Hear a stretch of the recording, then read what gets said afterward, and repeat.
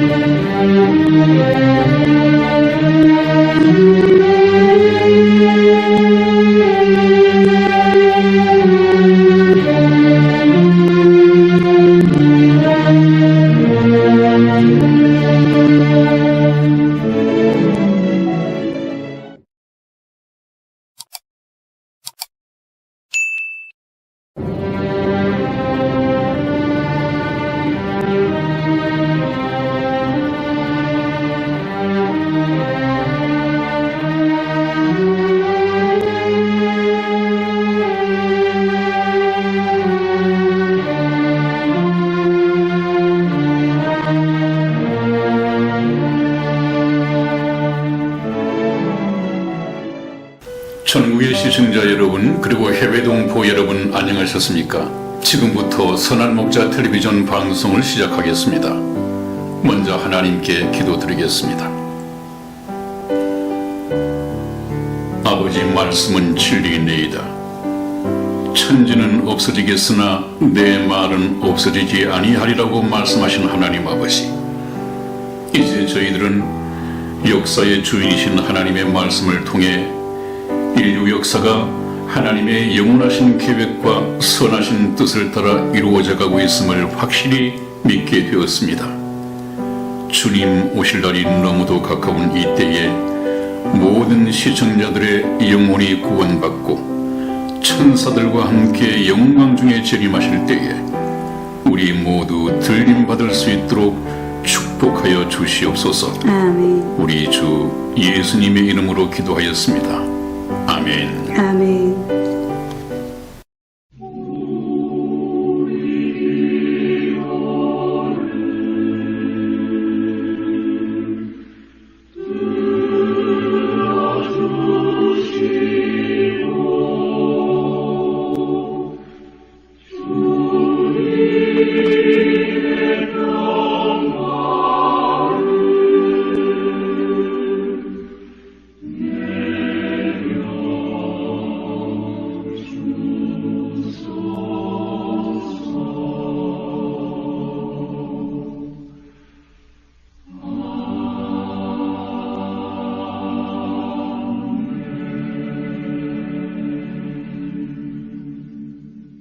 네, 여러분, 오늘 여러분과 만나볼 성경 예화 주제는 성경은 하나님의 진리 등대이다 하는 이 제목으로 말씀을 나눠보겠습니다. 미국 캘리포니아 온타리오 공항에서 있었던 일이다. 자가용 비행기 조종사 코드가 두 승객을 태우고 곧 착륙하겠다고 공항 관제탑에 무전으로 알려왔다. 구름이 기어 시야가 분명치 않았으므로 조종사는 관제탑의 지시에 따라야 했기 때문이다. 관제탑에서는 고도 1000피트에서 안전고도 7200피트로 낮추라고 지시했다. 그러나 그 비행기는 산 버나디노의 근처의 산에 충돌하여 비행기와 3명 모두는 가루가 되고 말았다. 이유는 관제탑이 고도의 정밀을 자랑하는 레이더에 비친 다른 비행기를 이 비행기로 착각하고 잘못 지시한 것이었다. 미국 항공국은 100만 분에 한 번 있을까 말까 한 매우 희소한 사건이라고 했다. 문제는 조종사가 자기의 위치를 틀리게 보고했으며 관제탑에서는 비행기의 위치를 알리는 레이더의 파장의 착오를 확인하지 못했으므로 발생한 사고였다. 우리 그리스도인들에게는 우리의 위치와 진로에 대하여 명확히 지시해주는 레이더인 성경 말씀이 있다. 그런데 그토록 정밀하고 정확한 레이더를 우리는 대충 지나쳐 버리는 잘못을 저지르고 있다. 어떤 것은 지켜도 되고 어떤 것은 건성으로 넘어가도 되는 것으로 착각하고 있다. 지키지 않은 그 말씀이 걸림돌이 되어 우리를 넘어지게 할 것이다. 아멘. 이 또한 좋은 예화의 하나입니다.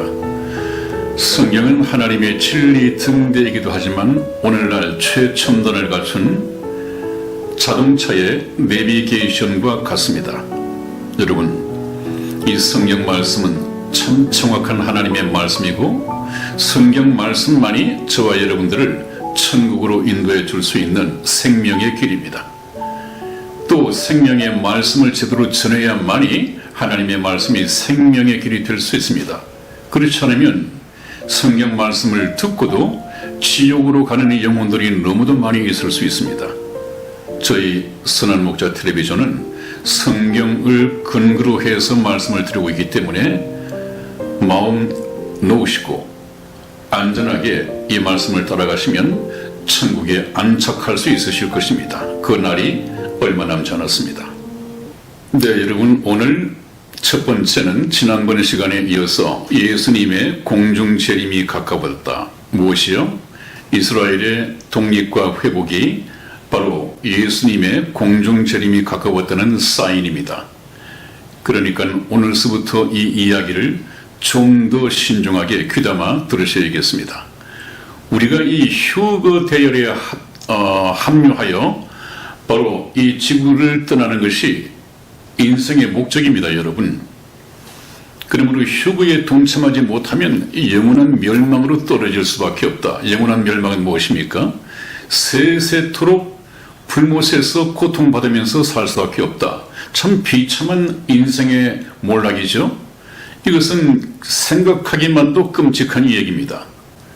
이 생각은 아예 버리시고 어떻게 하면 주님 오시는 날 영광 중에 그 랩처 환희 가운데에서 들림받고 천국으로 인도되어 영생 복락을 누리면서 영원한 세상을 살 수 있을까? 이것이 바로 하나님께서 저와 여러분에게 주신 소망이고 지혜입니다. 오늘 말씀 계속하겠습니다. 예수님의 공중 재림이 가까웠다. 예수님의 공중 재림은 첫 번째, 볼 수 없도록 임하신다. 그렇게 되어 있습니다. 우리 성경 말씀에서 그 말씀을 확인해 보겠습니다. 누가복음 17장 22절에서 24절까지 말씀을 저와 이승희 집사가 교독해 드리겠습니다. 22절 말씀 제가 읽겠습니다. 또 제자들에게 이르시되 때가 이르리니 너희가 인자의 날 하루를 보고자 하되 보지 못하리라. 사람이 너희에게 말하되 보라 저기 있다 보라 여기 있다 하리라. 그러나 너희는 가지도 말고 좇지도 말라. 번개가 하늘 아래 이 편에서 번듯하여 하늘 아래 저편까지 비춤같이 인자도 자기 날에 그러하리라. 아멘. 바로 이 인자의 날이 예수님께서 공중 재림하시는 그 날입니다.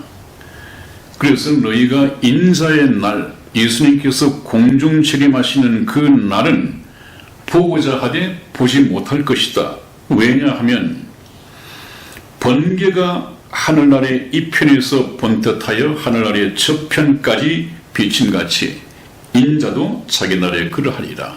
그것은 예수님의 공중 재림이 순식간에 호련히 번개처럼 번쩍하고 나타났다가 끝나버릴 것이기 때문에 그 날을 볼 수 없을 것이다. 그렇게 말씀을 하셨습니다.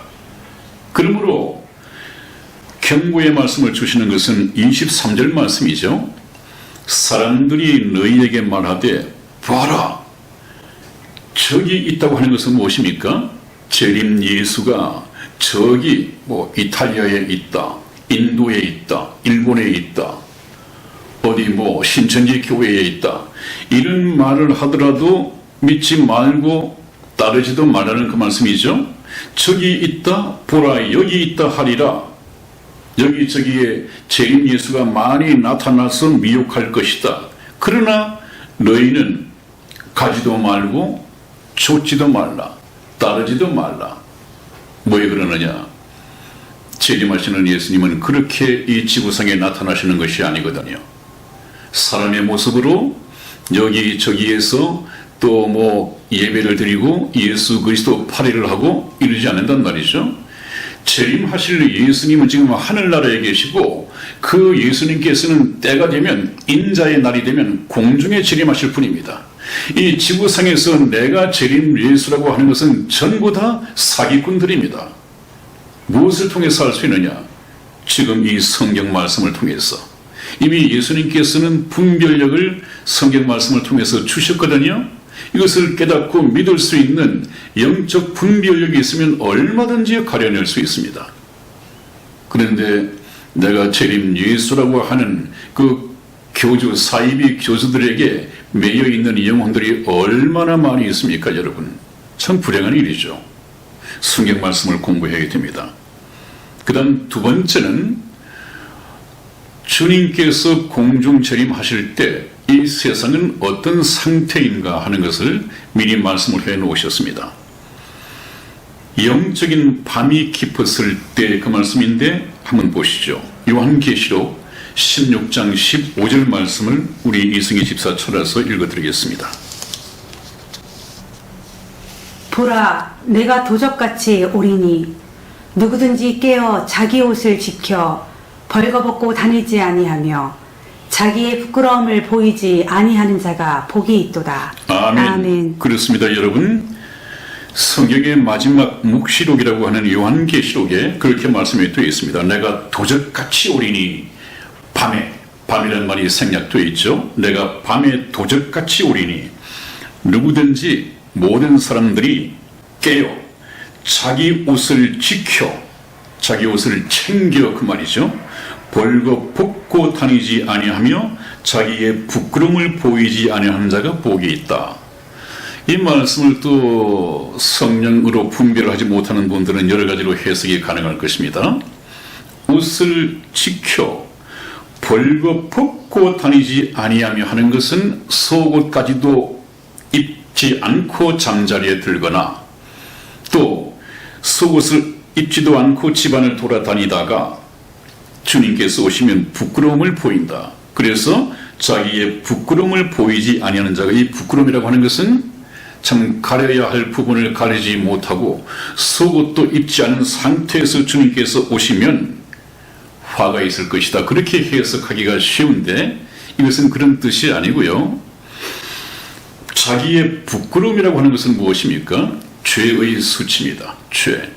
죄가 바로 하나님 앞에 수치가 되는 것입니다. 그러므로 이 죄를 씻고 정결한 영혼을 가지고 있어야 된다 그 말이죠.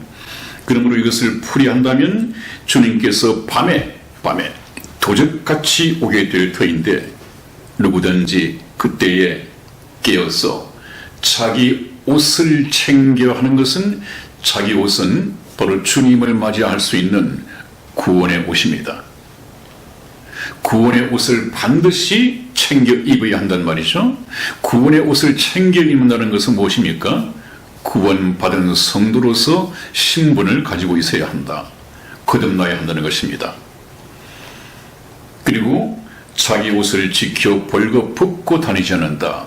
이 자기 옷이라고 하는 것은 공중에 재림하시는 예수님은 신랑 자격으로 오신다고 그랬죠. 혼인잔치를 하시기 위해서 신랑 자격으로 오신다고 했습니다. 그렇다면 구원받은 성도들은 바로 신랑을 맞이할 신부죠. 신부의 웨딩드레스, 다시 말하면 성경에서 말하는 예복입니다. 주님께서 공중 재림하실 때 너는 그분을 맞이할 예복이 준비되어 있느냐 하는 이런 찬송가 가사가 있듯이 바로 예복이 준비되어 있어야 하는데 자기 옷을 챙겨 구원의 옷을 입고 기다리고 있어야 된다는 말이죠. 그래서 자기의 죄의 수치를 가리우고 있어야 한다. 그 말입니다. 그것이 무엇인가 하는 것은 저희가 복음 시간에 다시 좀 상세하게 말씀을 드리겠습니다. 그 다음에 또 하나 말씀이 보충되는 것이 있습니다. 무엇이냐 하면 빛의 자녀, 구원받은 성도들에게는 밤에 도적같이 오시는 주님이 도적같이 임하지 못하게 될 것이다. 그것이 무슨 말인가? 성경 말씀을 한번 보시겠습니다. 데살로니가 전서 5장 4절에서 6절까지 말씀을 저와 이승의 집사가 교독해 드리겠습니다. 4절 말씀 제가 먼저 읽겠습니다. 형제들아, 너희는 어둠에 있지 아니하며 그날이 도적같이 너희에게 임하지 못하리니 너희는 다 빛의 아들이요 낮의 아들이라. 우리가 밤이나 어두움에 속하지 아니하나니. 그러므로 우리는 다른 이들과 같이 자지 말고 오직 깨어 근신할지라. 아멘. 아멘. 그렇습니다. 그것이 무슨 말씀인가 하니 형제들아 하는 것은 구원받은 성도들이 서로 호칭할 때 형제들이죠. 그리스도 안에서 형제들입니다. 형제들아, 구원받은 성도들아, 너희는 어두움에 있지 아니하며 그날이 도적같이 너희에게 임하지 못하리니. 그 말이 무슨 말이겠습니까? 어둠 속에 있으면 아직까지 구원받지 못한 상태, 하나님의 말씀을 통해서 이 역사의 시점을 이해할 수 없는 그런 사람들은 어두움에 빠져 있을 수밖에 없다. 한치 앞을 내다볼 수가 없다. 그러나 저희 선한 목자 텔레비전이 앞으로 되어질 인류 역사의 도표를 그려가면서까지 성경을 증거하고 있다면, 지금 이스라엘의 회복이 바로 이것을 의미하는 것이구나. 곧 바로 주님께서 공중재림하시구나. 주님께서 공중재림하시면 성도들의 휴거가 바로 일어나겠구나. 그때 휴거에 끼어들지 못하면 대환란 속으로 들어가겠구나. 그래서 지금 우리가 살고 있는 것은 바로 휴거가 임박한 시대, 대환란 임박한 시대에 살고 있구나. 빨리 노아의 방주에 올라야겠구나. 예수 그리스도를 믿는 믿음으로 휴거에 동참해야겠구나. 이것을 깨닫게 되어 있단 말이죠. 그러므로 구원받은 성도들은 이 시대를 성경 말씀을 통해서 분별할 수가 있습니다. 그렇기 때문에 믿지 않는 어둠 속에 있는 불신자들에게는, 그래 주님이 오시오? 뭐해? 그거 믿지 않고 그냥 세상 일에만 몰두하고 있다가 자기도 생각지 않은 때에 휴거가 일어나고 자기는 버림을 당하는 이런 비극이 일어난단 말이죠. 그러나 하나님의 말씀을 통해서 시대를 분별하고 깨어있는 너희에게는 그날이 도적같이 임하지 못할 것이다. 왜? 이것 봐라. 성경 말씀을 보면 주님 오실 때가 다 돼서 이런 것을 다 헤아리고 미리 준비하고 있기 때문에, 깨어있기 때문에 어둠의 자식들에게 도적같이 오시듯이 도적같이 올 수 없단 말이죠. 성도들은 이미 성경 말씀을 통해서 깨어있단 말이죠. 너희는 다 빛의 아들이요 낮의 아들이라. 우리가 밤이나 어둠에 속하지 아니하나니. 구원받은 성도들은 빛 되신 하나님의 말씀으로 다 깨어있고 낮의 아들들입니다. 하나님께서 하시는 일을 성경 말씀을 통해서 알 수 있습니다. 그러나 밤에 속한 사람들은, 어둠에 속한 사람들은 모르고 있습니다. 여기서 밤이다, 어둠이라고 하는 것은 영적인 밤, 영적인 어둠이죠. 물리적인 낮이나 밤이 아니라 영적인 밤.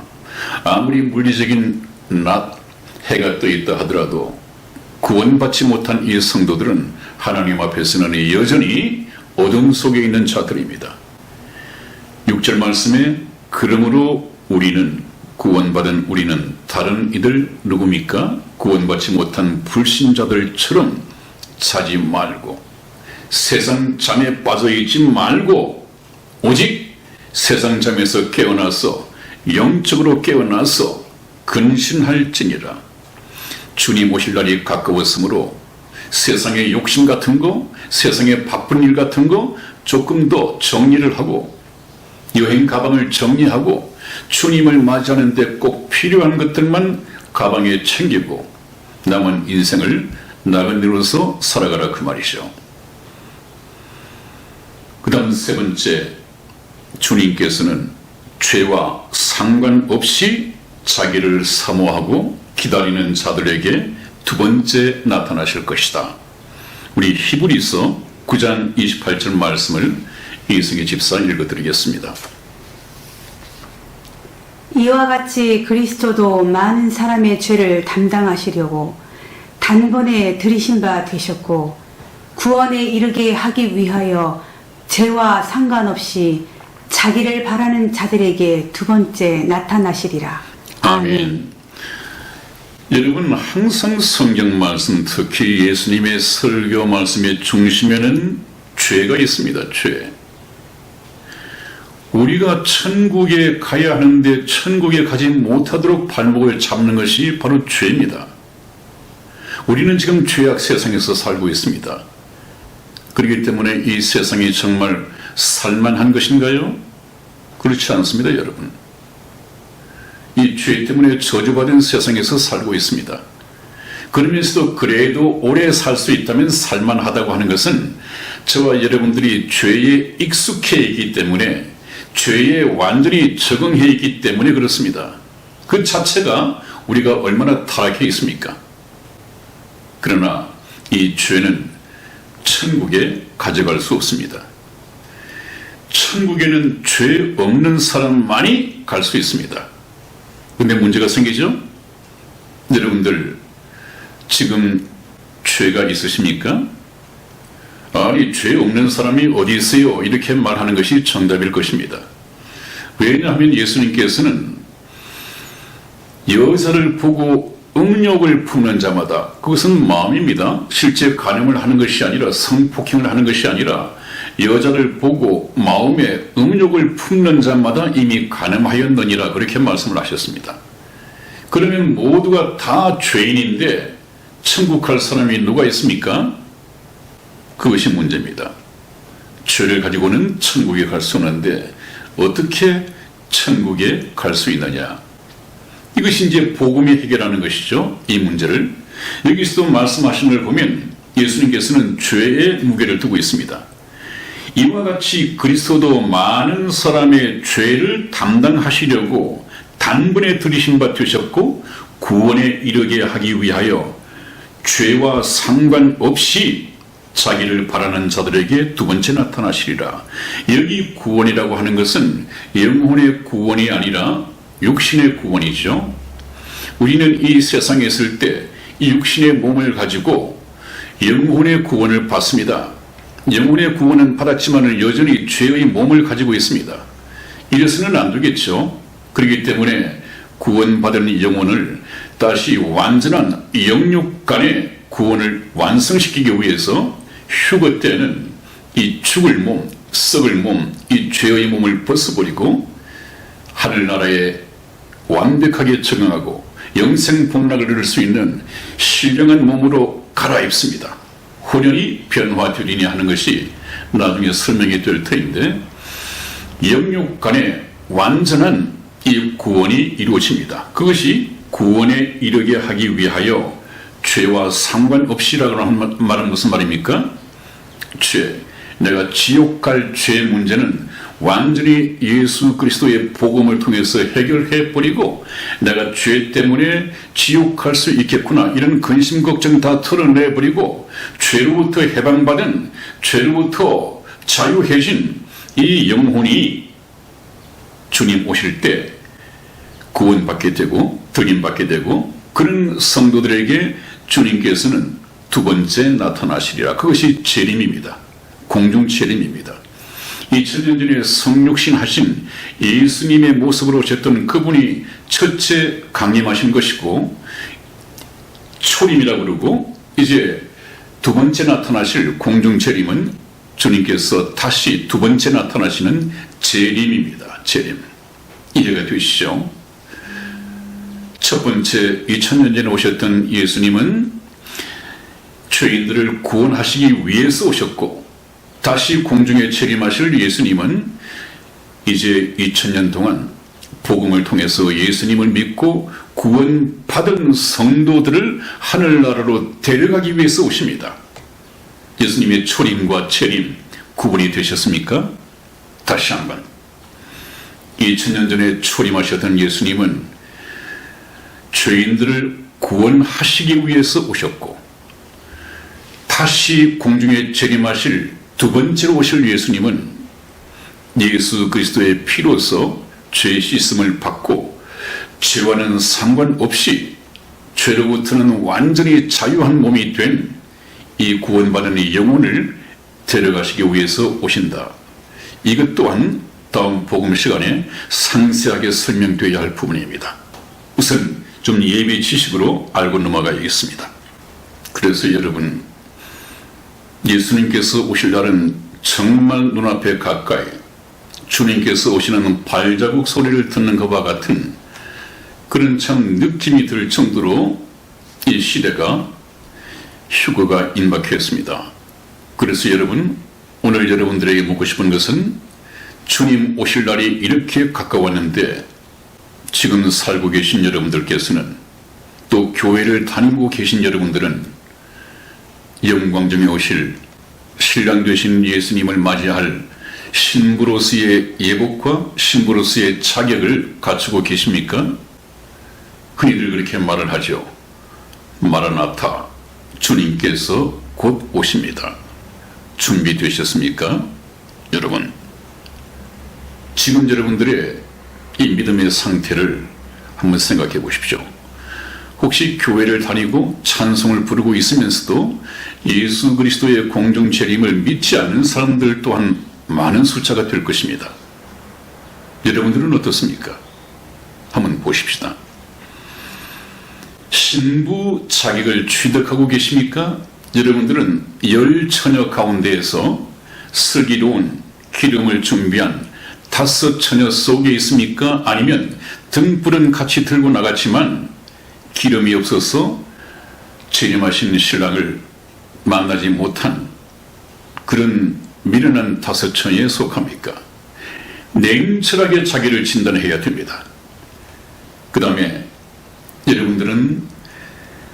여러분들을 예수 그리스도의 신부가 되게 하기 위해서 예수 그리스도를 신랑으로 중매한 이 목사님을 만나셨는지요? 그 목사님을 만나서 정말 여러분들은 저 신부들처럼, 아름다운 신부들처럼 예수 그리스도의 신부 자격으로 다시 신랑으로 오실 예수 그리스도를 참 간절한 마음으로 기다리고 있는, 멀리 출장 갔다가 돌아오는 남편을 기다리는 심정으로 예수님의 재림을 기다리고 있습니까? 아니면 출장 간 남편 오든 말든 그냥 세상 재미에, 세상 즐거움에 빠져 있습니까? 한번 보십시다. 여러분들은 중매생이를 만나야 합니다. 그래서 제가 몇 번 저희 방송을 통해서 말씀을 드리는 것은, 목사는 자기 앞에 나온 자기 교회당에 출석을 하는 이 교인들에게 신랑 되신 예수 그리스도를 소개를 해야 되고, 소개를 통해서 중매해야 되고, 교인들로 하여금 예수 그리스도께 시집가겠다는 신부로서의 자격을 취득하게끔 만들어줘야 합니다. 그것이 목사의 사명입니다. 그런데 오늘날 목사들이 이 사실을 모르고 있고, 심지어는 휴거를 그냥 영적으로만 해석을 하는, 믿어지지 않는 그런 목사들도 많이 만나볼 수가 있습니다. 여러분, 그것은 성경 말씀을 그대로 믿는 믿음을 갖지 못했다는 증거이겠죠? 성경 말씀 고린도 후서 11장 2절 말씀을 찾아서 제가 한번 읽어드리겠습니다. 내가 하나님의 열심으로 너희를 위하여 열심 내노니 내가 너희를 정결한 처녀로 한 남편인 그리스도께 드리려고 중매함이로다 그랬습니다. 사도 바울이 기록한 얘기입니다. 사도 바울이 전도한다, 전도의 내용과 성격은 교인들로 하여금, 자기 교회에 출석하는 이 교인들로 하여금 예수 그리스도의 신부가 되도록, 신부 자격을 취득하도록, 신랑 되신 예수 그리스도께 시집가기로 결단하도록 예수 그리스도를 신랑으로 영접하는 이 중매를 해야 합니다. 이런 얘기를 들어보시기를 바랍니다. 그래서 여러분들은 충분히 담임 목사님을 통해서 예수 그리스도에 대해서 알고 그분께 시집가기로 이미 결단을 하시고 예수 그리스도의 예비 신부로서 지금 신앙생활을 해가는 걸로 제가 믿고 있습니다. 반드시 그렇게 해야 합니다. 그런 사람들에게 성경의 제일 마지막 부분 요한계시록 22장 말씀이 끝나는 부분에 예수님께서는 그렇게 말씀하십니다. 저렇게 신부로서 학수고대 언제쯤 내 신랑께서 오실까 기다리고 있는 저 아름다운 신부, 바로 교회죠. 구원받은 성도죠. 거기에 예수님께서는 내가 속히 오리니 그랬습니다. 속히 오리니. 그 예수님의 속히 오리니 약속 앞에 저와 여러분들이 대답해야 할 화답의 내용은 아멘 주 예수여 오시옵소서. 이것이 화답이 되어야 됩니다. 여러분, 저렇게 아멘 주 예수여 오시옵소서 라고 말할 수 있는 사람만이 참다운 신부의 자격을 갖춘 사람입니다. 예수님이 오신다고 하는데 말은 아멘 주 예수여 오시옵소서라고 하면서 두려움이 있거나 설레임이 아니라 두려움이 있다고 한다면 그 믿음은 잘못된 것입니다. 온전한 사랑은 그 두려움을 쫓아낸다고 했는데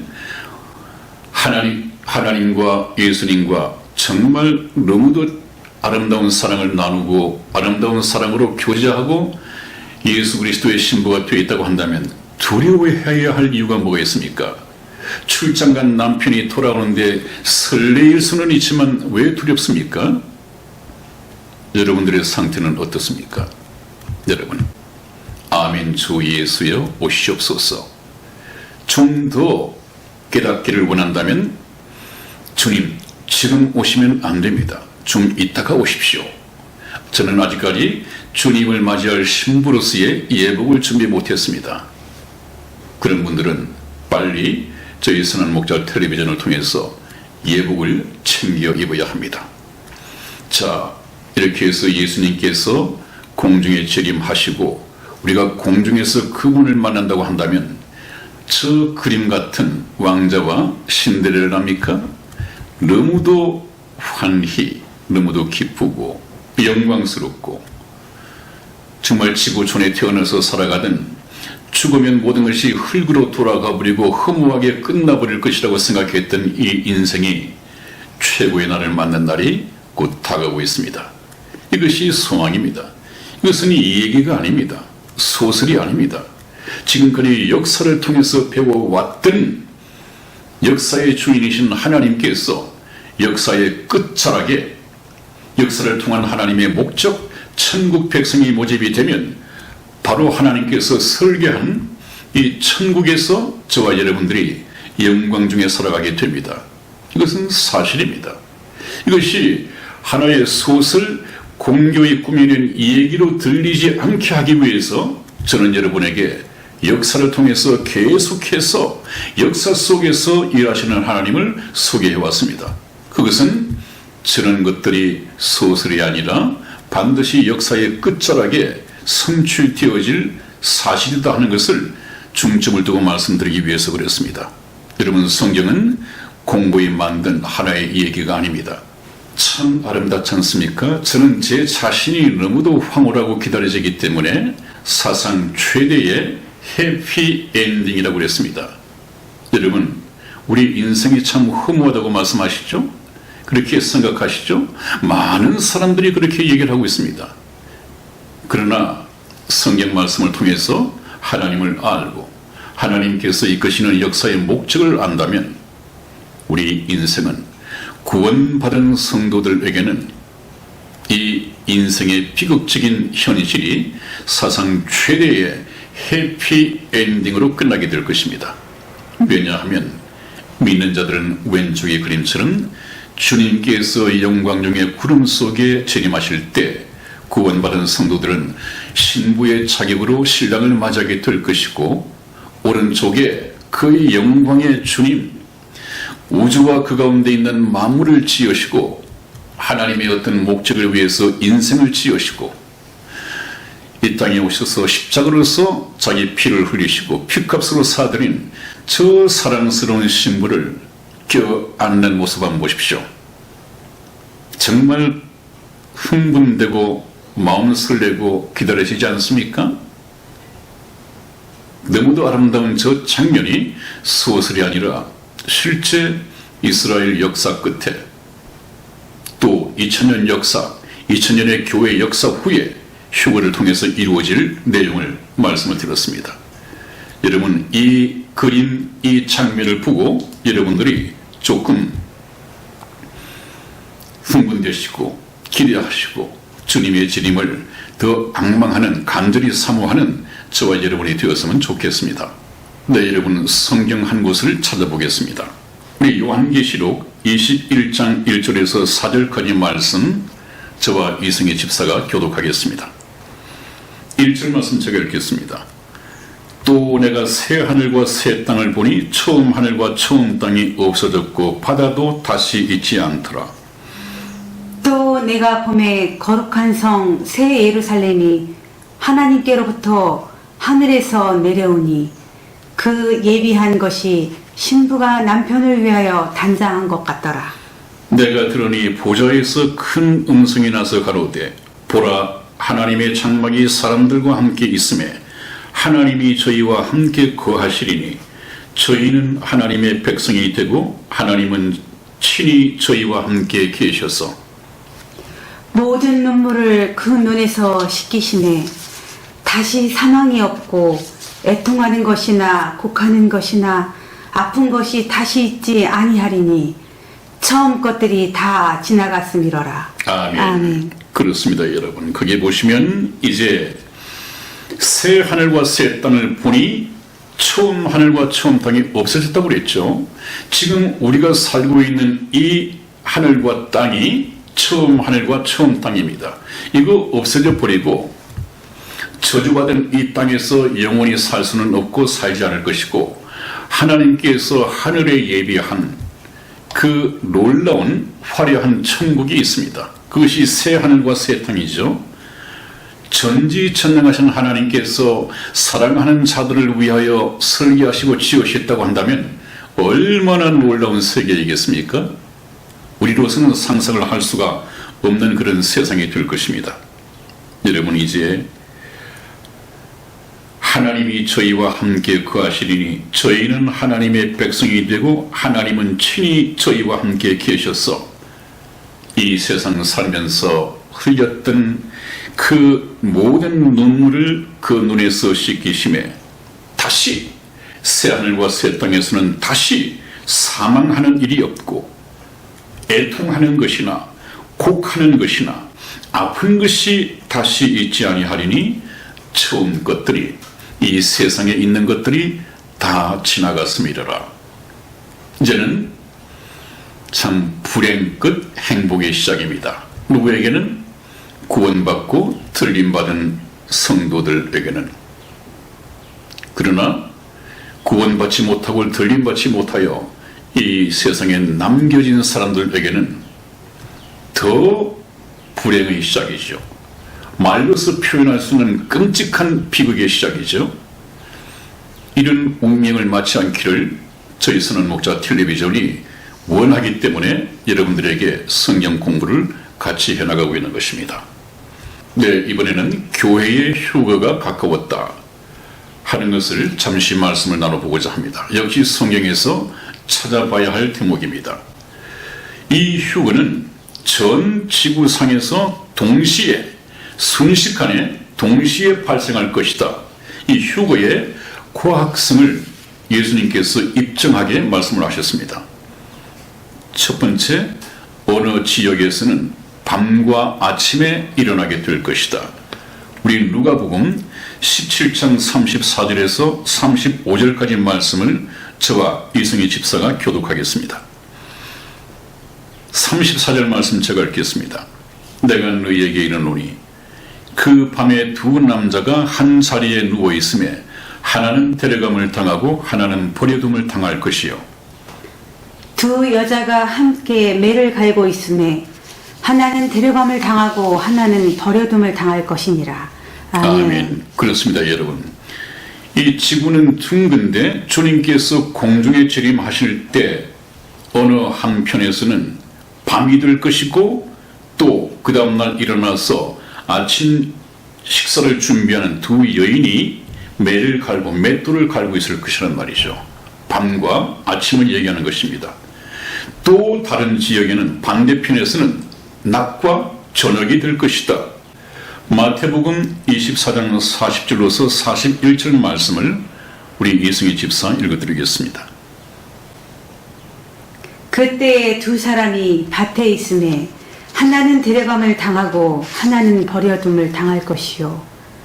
두 여자가 매를 갈고 있음에 하나는 데려감을 당하고 하나는 버려둠을 당할 것이니라. 아멘. 네, 두 사람이 밭에 있다. 이것은 낮에 일을 하고 있단 말이죠. 두 사람이 밭에서 일을 하고 있는데 갑자기 하나는 데려감을 당해버리고 지상에서는 사라져버린 것이죠. 하나는 버려둠을 당할 것이다. 또 41절 말씀에서는 두 여자가 매를 갈고 있는데 이것은 밭에서 돌아와서 이제 저녁 식사를 준비하고 있는 것이죠. 맷돌을 갈고 있는데 하나는 데려감을 당하고 하나는 버려둠을 당할 것이다.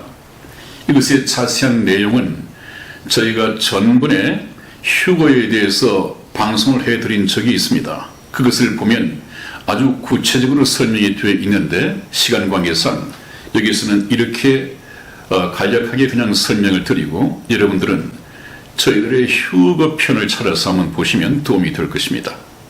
다음에 시간이 나면 다시 한번 조명을 해드리겠습니다. 그 다음에 두 번째로는 부활을 통하여 이루어지게 될 것이다. 그 말은 후련히 이 육체의 몸이 변화됨으로써 휴거가 일어나게 될 것이다. 우리 고린도 전서 15장 51절에서 53절까지 말씀을 저와 이승희 집사가 교독해 드리겠습니다. 51절 말씀 제가 읽겠습니다. 보라, 내가 너희에게 비밀을 말하노니 우리가 다 잠잘 것이 아니요 마지막 나팔에 순식간에 후련히 다 변화하리니 나팔 소리가 나매 죽은 자들이 썩지 아니할 것으로 다시 살고 우리도 변화하리라. 이 썩을 것이 불갑을 썩지 아니할 것을 입겠고 이 죽을 것이 죽지 아니함을 입으리로다. 아멘. 아멘. 네, 이것도 그 휴거편에 잘 소개가 되어 있는데 잠시 말씀을 드리죠. 하나의 비밀이 있단 말이죠. 하나님의 비밀, 휴거에 대한 비밀, 이 비밀이 있는데 그 비밀이 무엇이냐 하면 우리가 다 잠잘 것이 아니요 하는 것은 구원받고 죽은 무덤 속에 있는 성도들입니다. 하나님께서는 구원받고 무덤 속에 있는 이 성도들을 죽었다고 말하지 않습니다. 잠잔다고 했습니다. 왜냐하면 잠자는 자들은 언제든지 깨우면 일어날 수 있기 때문입니다. 그래서 잠자고 있는 무덤 속에 있는 구원받은 영혼들이 하나님의 나팔 소리와 천사랑의 소리로 올 때 그 소리를 듣고 깨어서 일어난단 말이죠. 우리가 다 무덤 속에서 잠잘 것이 아니요 마지막 나팔에 순식간에 눈 깜빡할 사이에 후련히 다 변화하리니 무엇이 변화한다는 얘기죠? 이 육체가 변화하는데 나팔 소리가 나매 죽은 자들이 썩지 아니할 것으로 다시 살고 이 흙으로 지음을 받은 이 육체는 죽으면 썩는데 이제 주님께서 오시면 썩지 아니할 것으로 신령한 몸으로 영원히 천국에서 살아갈 신령한 몸으로 바꿔 입는단 말이죠. 죽은 자들뿐만 아니라 예수님 공중 재림하실 때 이 지구상에 구원받은 몸으로 살아있는 우리도 호련히 변화할 것이다. 우리도 이 육체를 순식간에 벗어버리고 썩지 아니할 몸으로 갈아입는다 그 말이죠. 이 썩을 것이 무엇입니까? 살아있는 우리, 언젠가 죽으면 썩어질 것인데 이 썩을 육체가 불갑을 썩지 아니할 것으로 바꿔 입겠고 이 죽을 것이 죽지 아니함을 입으리로다. 여러분, 지금 살아있는 여러분, 좀 건강하게 살아있는 여러분들께서 앞으로 10년 정도까지만 더 살 수 있다면 무덤 속에 들어가지 않고 죽음을 보지 않고 주님께서 공중 재림하셔서 호련히 이 죽을 몸이 죽지 아니할 몸으로, 썩을 몸이 썩지 아니할 몸으로, 신령한 몸으로 갈아입고 공중으로 끌어올려져서 바로 영원한 몸으로 갈아입을 수 있습니다. 죽음을 보지 않고 천국에 들어갈 수 있는 아주 행복한 세대에 살고 있습니다. 건강관리 잘 하셔서 앞으로 한 10년 더 살아보십시오. 좋은 날이 있을 것입니다. 놀라운 일이죠. 하나님의 약속입니다. 아마 제 판단으로는 세상 종말의 끝이 10년 내에 세계 정부가 수립되고 주님의 공중 재림이 이루어질 것이다 하는 것을 여러 성경적인 징조를 통해서 깨달아냈기 때문에 말씀을 드린 그런 이 목사의 얘기입니다. 거의 들어맞아 갈 것입니다. 자, 그 다음에 이 땅에 있는 성도들이 주님께서 공중 재림하시면 쇳바로가 이 자석에 붙듯이 끌어올려져서 공중에 주님을 만나게 될 것입니다. 데살로니가 전서 4장 16절에서 17절까지 말씀을 저와 이승희 집사가 교독해 드리겠습니다. 16절 말씀 제가 읽겠습니다. 주께서 호령과 천사장의 소리와 하나님의 나팔로 친히 하늘로 조차 강림하시리니 그리스도 안에서 죽은 자들이 먼저 일어나고 그 후에 우리 살아남은 자도 저희와 함께 구름 속으로 끌어올려 공중에서 주를 영접하게 하시리니 그리하여 우리가 항상 주와 함께 있으리라. 아멘. 아멘. 그렇습니다. 여러분, 주께서 호령과 천사랑의 소리와 하나님의 나팔로 친히 하늘로 조차 강림하시리니 전형적인 주님의 공중 재림 모습입니다. 그렇게 되면 그때에 그리스도 안에서 예수 그리스도를 믿는 믿음 안에서 죽은 자들이 먼저 일어나고 그 후에 우리 살아남아 있는 자, 예수님께서 공중 재림하실 때 살아남아 있는 자들도 저희와 함께 구름 속으로 끌어올려, 누가 끌어올립니까? 하나님께서. 휴거를 못 믿는 분들이 있어요. 어떻게 그런 일이 있을 수 있느냐? 근데 영적으로 해석을 해야지. 그것은 자기를 믿는 것입니까? 하나님을 믿는 것입니까? 구원받은 성도를 공중으로 끌어올리는 것은 하나님의 능력으로 끌어올리는 것입니다. 하나님께서 하시는 일입니다. 그런 사람들은 하나님의 전지전능하심을 믿지 못하는 것이죠. 그런 사람들이 바로 다른 예수, 그냥 예배 잘 드리고 주일 성수하고 주일에 봉사하고 이렇게 종교 활동을 하면, 종교적인 생활을 하면 구원받는 걸로 알고 있는 그런 사람들입니다. 그런 사람들은 이 휴거를 믿지 못하는 사람들이 많아요. 왜? 자기 상식으로 어찌 그런 일이 있을 수 있을까? 이것은 자기 상식을 믿는 사람입니까? 하나님의 능력을 믿는 사람입니까? 하나님은 우주와 그 가운데 있는 만물을 지어 말씀으로 창조하신 분입니다. 전지전능하신 하나님께서는 능력의 말씀으로, 전지전능하신 능력의 말씀으로 우주와 그 가운데 있는 만물을 창조하신 분입니다. 하나님의 우주 창조 속에서 지구는 먼지만 합니다. 이 먼지만한 지구에 살고 있는 구원받은 성도를 주님께서 끌어올리지 못한다고요? 그렇다면 저는 하나님을 믿지 않겠습니다. 그런 무능력한 하나님을 왜 믿습니까? 여러분, 하나님을 믿어야 합니다. 내 생각을 버리고요.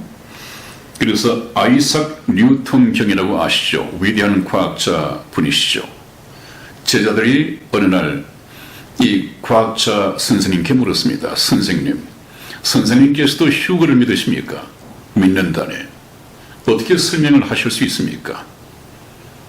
이 뉴턴 경은 아무 말 없이 밖에 나가서 자석, 이 지남철이라고 하죠. 자석과 흙을 한 줌 퍼왔습니다. 그래서 자석을 가지고 흙 속으로 한번 쑥 지나갔습니다. 자석에는 흙 속에 있던 이 철분들 새카맣게 붙어왔습니다.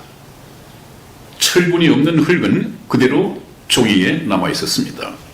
주님께서 오실 때도 이럴 것일세. 우리가 다 흙으로 지음을 받았지만은 그 흙으로 지음을 받은 육체 속에 하나님께서 두신 철분과 같은 이 성령이 있다네요. 이 성령으로 거듭난 자는 하나님의 것으로 분류되어 주님께서 공중 재림하실 때 전부 끌려 올라갈 것이라네.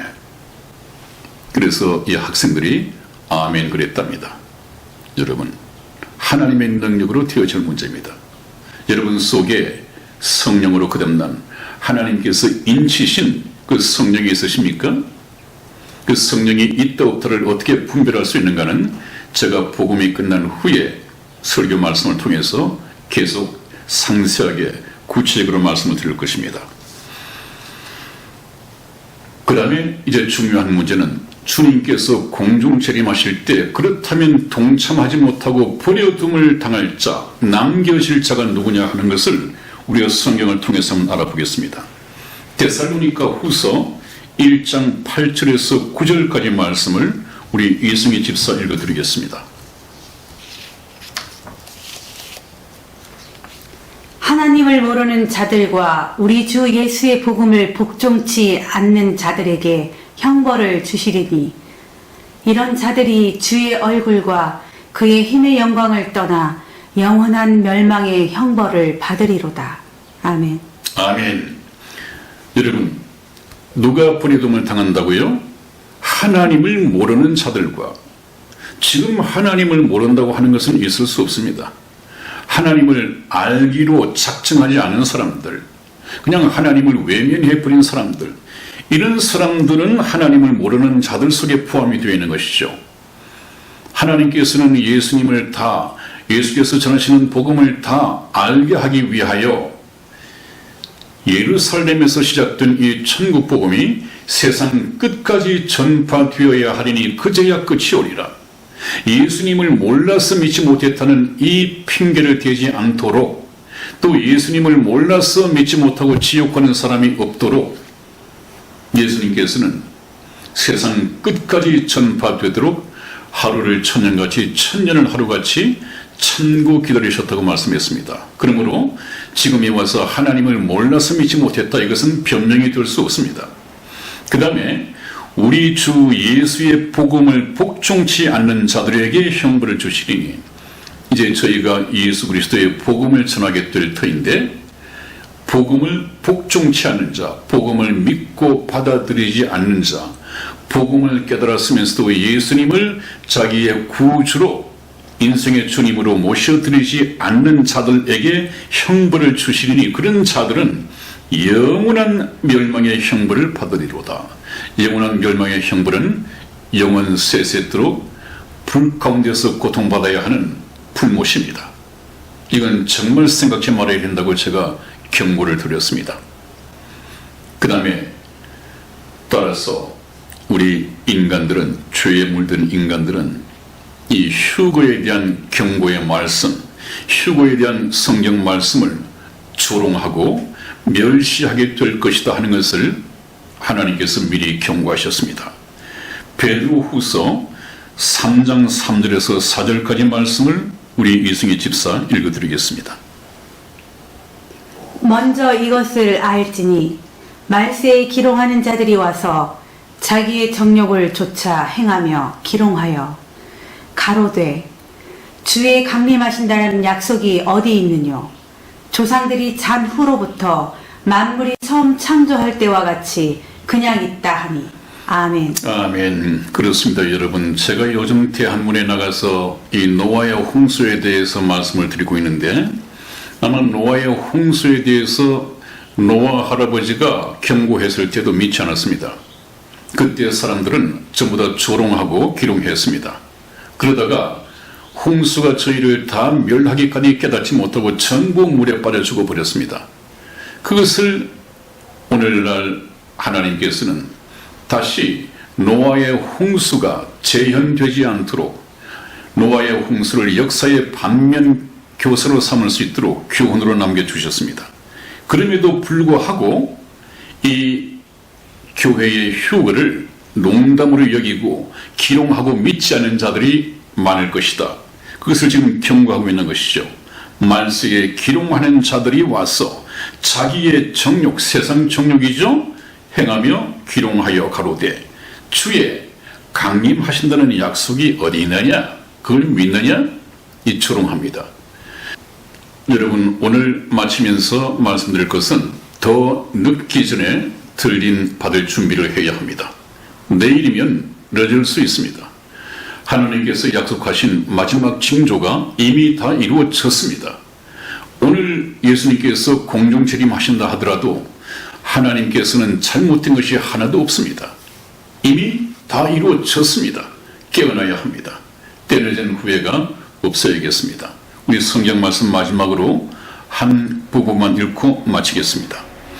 고린도 후서 6장 1절로서 2절까지 말씀, 우리 이승희 집사 읽어드리겠습니다. 우리가 하나님과 함께 일하는 자로서 너희를 권하노니 하나님의 은혜를 헛되이 받지 말라. 가라사대 내가 은혜 베풀 때에 너를 듣고 구원날에 너를 도왔다 하셨으니 보라 지금은 은혜 받을 만한 때요 보라 지금은 구원의 날이로다. 아멘. 아멘. 그렇습니다, 여러분. 지금은 정말 구원받을 수 있는 마지막 말세 지말에 살고 있습니다. 끝부분에 살고 있습니다.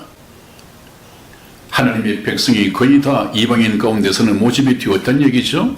저와 여러분들은 이방인들입니다. 지금 하나님께서는 그래도 은혜의 시대를 늦추고 계시고 또 보너스를 주고 계신 것 같습니다. 보라 지금은 은혜 받을 만한 때요 보라 지금은 구원의 날이다. 그러나 이 날은 빠른 속도로 지나가고 말 것입니다. 세월이 얼마나 빠릅니까, 여러분? 여러분, 더 늦기 전에 이 구원의 날, 은혜 받는 때를 놓치지 않기를 주님의 이름으로 축원을 드립니다. 아멘. 그래서 예레미야서 8장 27 보면 추수할 때가 지나고 여름이 있다 하였으나 우리는 구원을 받지 못하는 도다 하는 이 때늦은 후회가 있습니다. 저 왼쪽의 시계, 내일은 늦을 수 있습니다. 오른쪽에 참 이쁘게 생긴 이 여인이 가슴을 치며 통곡을 하고 있죠. 때를 놓쳐서는 안 됩니다, 여러분.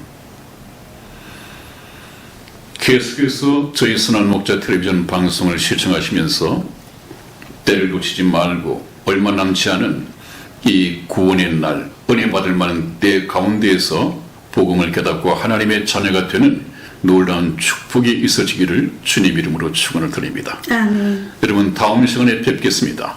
안녕히 계십시오. 안녕히 계세요.